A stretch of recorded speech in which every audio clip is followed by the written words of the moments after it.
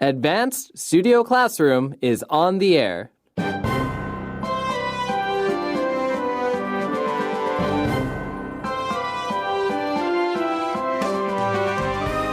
Take baby steps to a whole new you.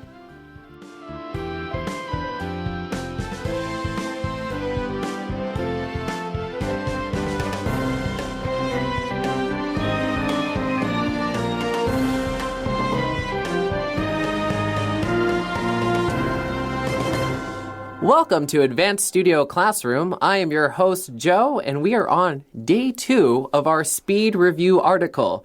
And to do a speed review of the speed review, we are talking about Jeff Hayden's The Motivation Myth, how high achievers really set themselves up to win. And back in the studio, we have Manya and Jack. And as we introduced them yesterday, they wear many hats at Studio Classroom. They are writers, they're actors, TV teachers, and all around very successful, I feel successful, motivated people. Welcome to the program. Thank you, Joe. I thought you were going to say we're wearing pink shirts. We are all wearing pink. Yeah, I guess pink They're shirts. all pink shirts, yeah. And it wasn't even planned. I know, listeners, you can't see it, but we are all outfit coordinated today. Yes.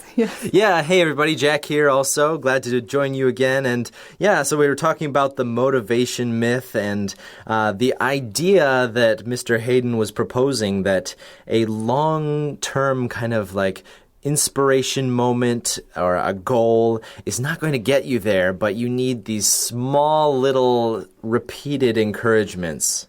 Right. That's a really good way to summarize that article, or that half of the article. I think one other key idea we had yesterday, if you missed out, you can check that out in our day 1 of this article, was the dopamine effect. And yesterday, Manya was talking about how that's the feel-good chemical, dopamine.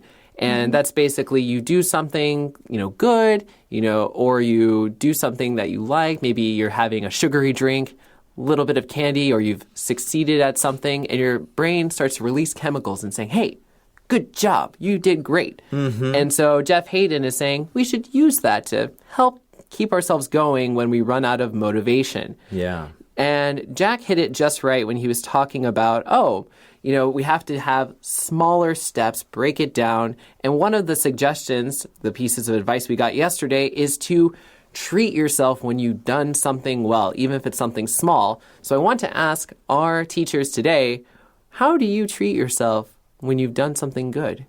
Manya? Well, yesterday I mentioned that when I was in school, I would stop after a certain amount of time when I'm doing my work and watch a video on YouTube, or just take a moment and turn on the radio, turn on the TV, and allow myself maybe 10, 15 minutes to just relax. And then it helps me focus later, too. I feel like you have iron discipline, because I used to treat myself by, I'll just watch a YouTube video, and then an hour later. Well, you have to pick very particular videos. Anything less than 5 minutes. Less than 5 minutes. Or that's what I do. I could do 2 5-minute videos or 1 10-minute video. Ironclad discipline. I don't think I would have that kind of self-control. So, in that case, well, Jack, what do you do? Yeah, for me, I mentioned yesterday that I love listening to music, and I would say there are maybe a couple things if I'm in the middle of a project that I'll reward myself with. One is, I think this is primarily because I'm an auditory learner, I'm an ear learner, and I will just pick one of my favorite songs and just close my eyes and just take a break from everything and listen to the whole song through. And sometimes that's a really strong reward for me. Also, for me, I really actually love stretching, like the feeling. I can feel actually the dopamine effect in my brain when I do some stretches. So I'll take a break and do some stretches, and I love stretching so much. It feels so good.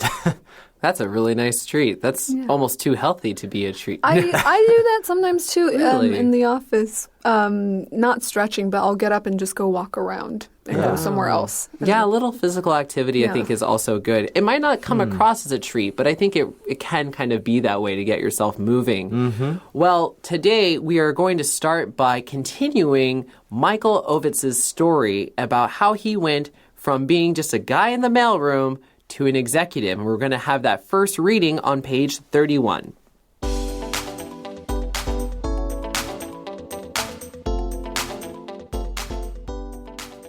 Eventually, his constant presence in the office caught the attention of the agency president, who began to assign him additional tasks.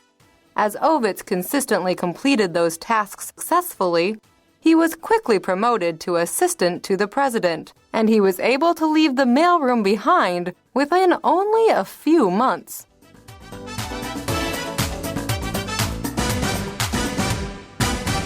So, Manya, remind us, who is this guy?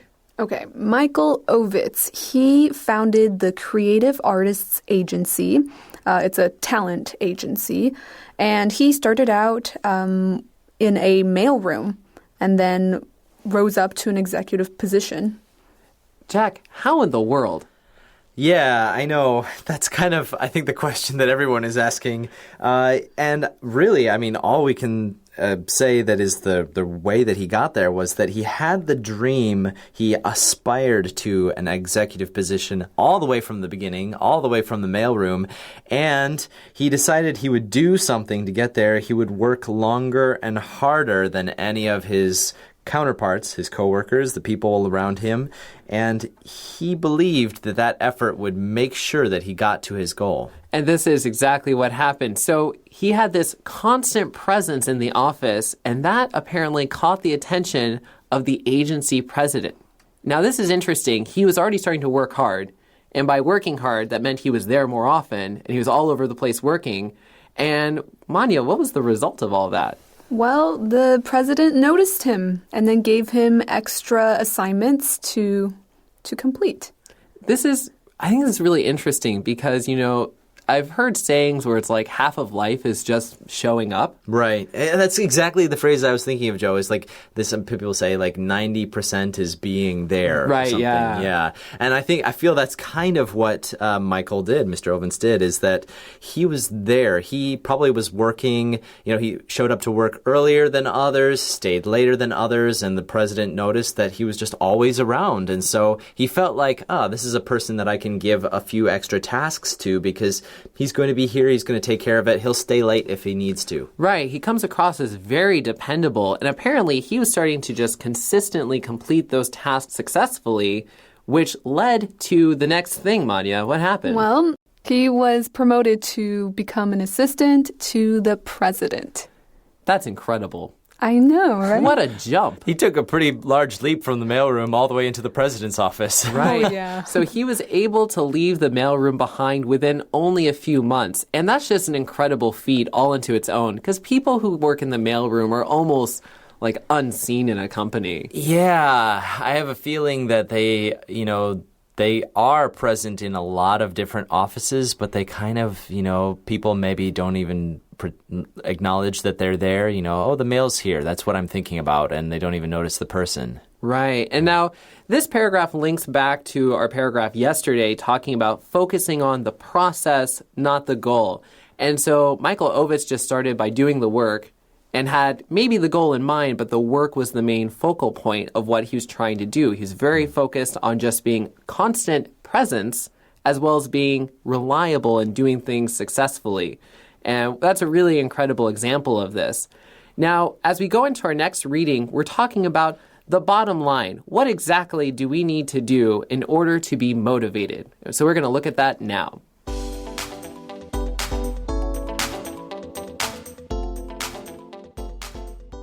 The bottom line. As with most bottom lines, Hayden's insights and strategies lead to a simple and blunt conclusion. Goals and dreams are great for inspiration, but they are worthless without a plan for how to achieve them. Having a plan in place, no matter how vague, provides a starting point that will probably look like the bottom of a long climb. The point here is that everyone starts in the same place. Most will focus on how long the climb is and how uncertain it is likely to be. They will listen to their inner critic and allow the fear, insecurity, and hesitation to build. This freezes any forward progress and leaves them waiting for that lightning bolt of motivation. Some may find it in vision boards or promised rewards at some distant future date, but the majority will remain frozen. High achievers, the author proposes, will take a different approach. They'll still feel that fear and insecurity, but they'll push it aside and focus on the first small step of the plan. Once they feel that dopamine hit of success, they'll be on their way.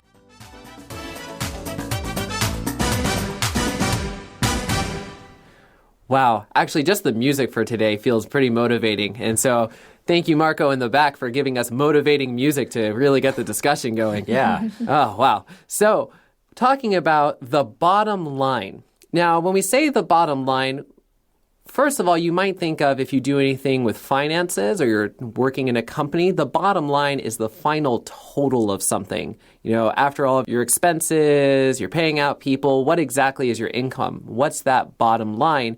That has another meaning. What's the most important thing here? The bottom line. And apparently, as with most bottom lines, Hayden's insights and strategies lead to a simple and blunt conclusion.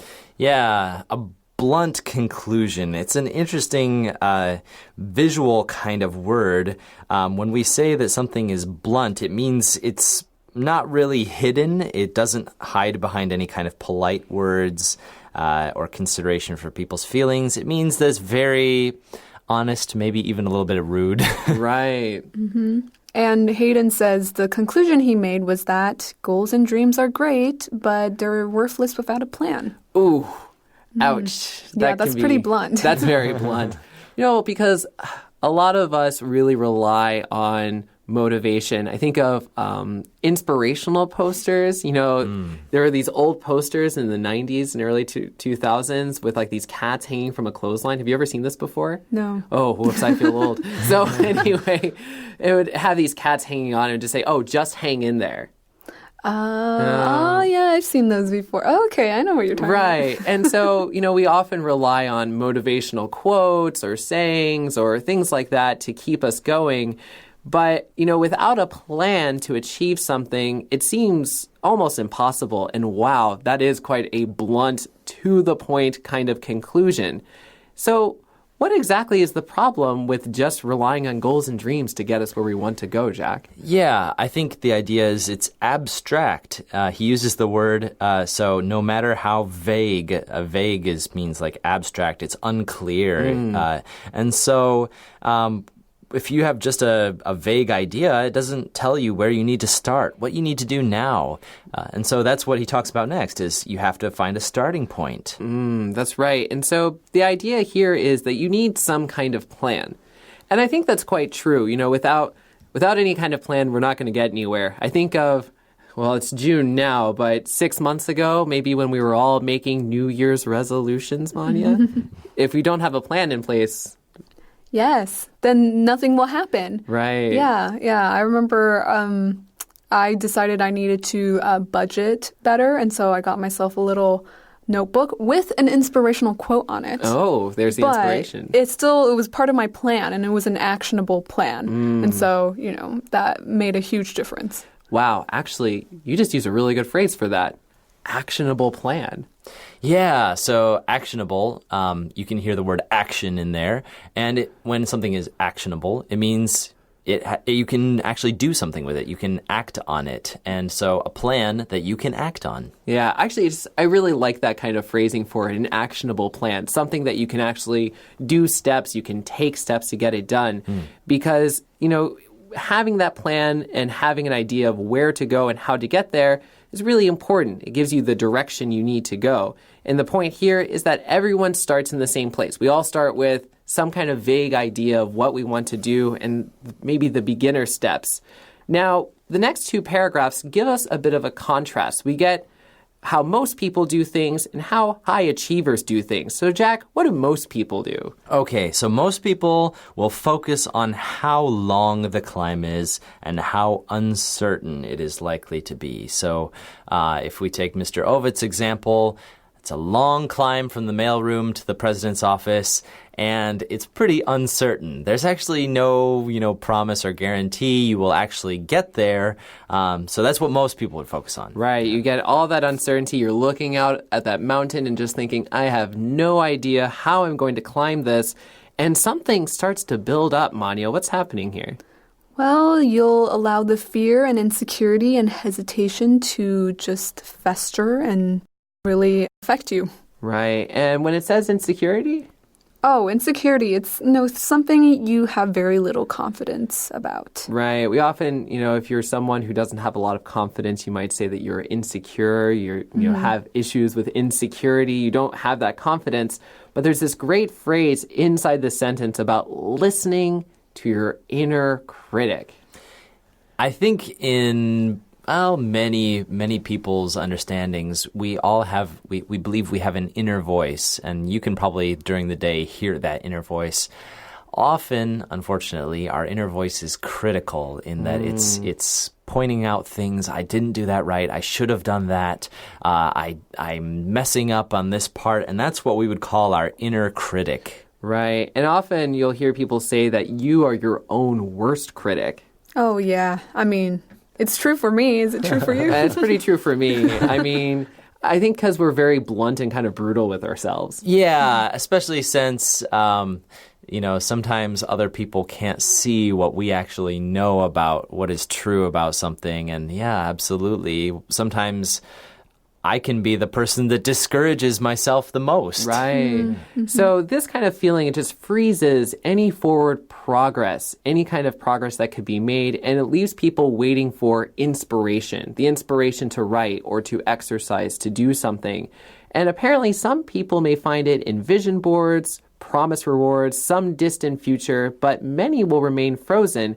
What in the world is a vision board, Manya? Well, it's exactly what it sounds like, okay? It's a board, okay? So I can have better vision? No, they're talking about vision. When they say vision, they mean goals, right? Your dreams and your goals. So a lot of people, they might have words written down or pictures, and then they might paste it onto a board. And looking at that board is sort of like looking at that motivational poster you were talking about, right? And it just motivates them. It can also be a digital vision board, and, you have it on your computer, and it gives you motivation. Manya, I feel like you're pretty crafty. Would you ever make a vision board? Yeah, totally. I feel like this is totally But just for fun, not to put my goals and dreams on there. Oh, I see. Oh, okay. Interesting. Now, we have most people contrasted with a different group of people, Jack. Yeah, so high achievers, Mr. Hayden is proposing, they take a different approach. They will still feel, he says they still feel that fear and insecurity, that inner voice that's criticizing, but they will push it aside, and instead of focusing on that voice, they'll focus on the first small step.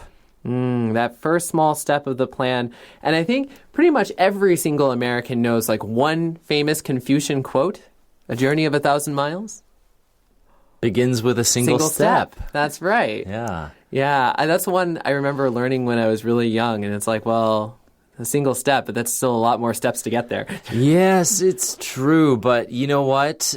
Sometimes that first step takes a fair amount. It's kind of bigger than the steps after it, because when you take that first step, you're deciding, I'm actually going to start. I'm going to do this. And in fact, we have another idiom in English that it goes, well begun is half done. You know that one too. Yeah. So you started it well, and that means you're already half done. That's true. I feel like that's, an absolutely fair statement where the most difficult thing is just to get started. You tell yourself, oh, I want to lose weight, which means I have to go to the gym. Mm-hmm. And then you set out a really big, hard first step, which is doing maybe a 30-minute workout 4 times a week. Yeah. Whereas maybe start with a smaller step, do push-ups every day or a quick 7-minute workout, just something to get yourself going, right, Manya? Yeah, I think the first step, you should make it manageable or something you can achieve, and then increase it over time. And celebrate it. I think that's what Hayden is really talking about is, get that first little goal done and then give yourself a reward. And that will reinforce, yes, I can do each of these small little steps, one after another. Right. And I don't know how this advice sits with Asian cultures, because I feel like Asian cultures work very differently with these kinds of things. But in American culture, I feel like this advice would be very well received.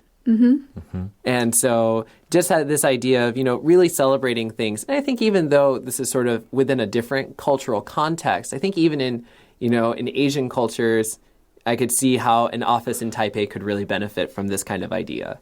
For sure. Yeah. I mean, maybe if you're a leader in your department, for instance, and you're trying to get your staff, your department to work together better on a project. Maybe you can tell your staff, okay, we're going to have this kind of smaller project. You can set it as a smaller goal. And then once it's completed, maybe have a little office party or something like that. Some kind of reward that shows everybody, hey, we did this small goal. We can actually do this. Let's do something else. We've done a radio program. We need to give ourselves a treat. Oh, good idea, Good Joe. idea. Well, I feel like this has been really helpful for me, but we have one more reading to talk about this motivation myth.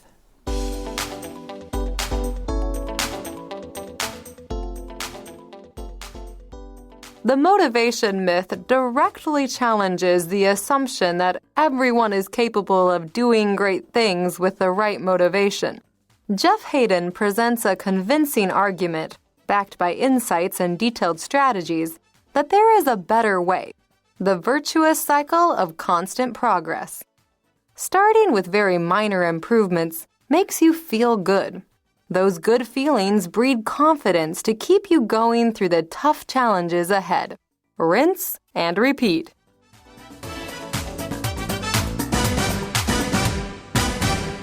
The motivation myth, as it states here, directly challenges the assumption, this underlying idea that we have that everyone is capable of doing great things with the right motivation.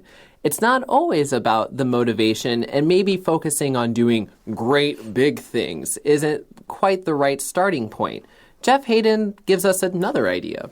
Yeah, that's right. He, as the writer of this article says, he presents an convincing argument backed by insights, detailed strategies, that there's a better way. So he's given all of this good evidence, and he says it's the virtuous cycle of constant progress. The virtuous cycle. I feel like I'm more often hear the vicious cycle.